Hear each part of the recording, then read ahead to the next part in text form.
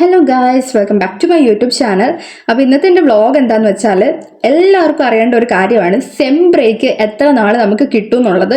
അപ്പോൾ സെം ബ്രേക്കിൻ്റെ കാര്യം പറയുവാണെങ്കിൽ ചില സമയത്ത് നമുക്ക് 1 month ഒക്കെ സെം ബ്രേക്ക് കിട്ടും.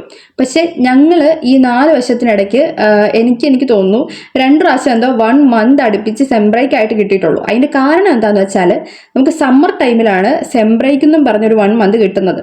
അതിപ്പം ഈ മാർച്ച് ഓർ ഏപ്രിൽ ആ ഒരു ടൈമിൽ നമുക്ക് സെം ബ്രേക്ക് ആയിട്ട് 1 മാസം കിട്ടും. അപ്പോൾ സെമ്മിൻ്റെ അവസാനം അല്ലെങ്കിൽ പോലും ചൂടിൻ്റെ അവധി കിട്ടുമല്ലോ, അപ്പോൾ അതൊരു ബ്രേക്ക് ആയിട്ട് അവരങ്ങ് കൂട്ടും.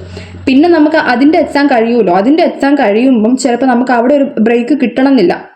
ഞങ്ങൾക്ക് ഏതോ ഒരു സെമ്മിൽ ഒരു സെമസ്റ്റർ എക്സാം കഴിഞ്ഞിട്ട് അതിൻ്റെ അടുത്ത ദിവസം തന്നെ ക്ലാസ് ഒക്കെ തുടങ്ങിയിട്ടുണ്ട്, നെക്സ്റ്റ് സെമസ്റ്റർ സ്റ്റാർട്ട് ചെയ്തിട്ടുണ്ട്.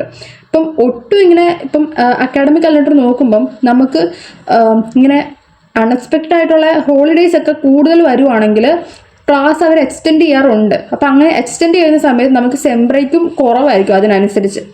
അപ്പം അതുകൊണ്ട് സെം ബ്രേക്ക് എപ്പോഴും കിട്ടണമെന്നില്ല. എന്നാലും പുതിയ സ്കീം വെച്ചിട്ട് 1 week or 2 week ഒക്കെ കിട്ടാനുള്ള ചാൻസ് ഉണ്ട്. അത്രയ്ക്ക് ഭയങ്കര സെമ്മ് ലാഗ് അടിച്ച് പോവുകയാണെങ്കിൽ മാത്രമാണ് സെം ബ്രേക്ക് ഒഴിവാക്കത്തുള്ളൂ. 1 month ഒക്കെ കിട്ടുന്നത് ഭയങ്കര റയറാണ്. ഈ സമ്മർ ടൈമിൽ മാത്രമായിരിക്കും 1 month ഒക്കെ സെം ബ്രേക്ക് നിങ്ങൾക്ക് കിട്ടത്തുള്ളൂ. അപ്പോൾ സെം ബ്രേക്കിനെ കുറിച്ചുള്ള അപ്ഡേറ്റ്സ് ഒക്കെ ഇത്രേ ഉള്ളൂ. അപ്പോൾ നിങ്ങൾക്ക് എൻ്റെ വീഡിയോസ് കാണാൻ ഇതുപോലെ ഇഷ്ടമുണ്ടെങ്കിൽ please to like, share and subscribe my YouTube channel guys, and keep supporting. By.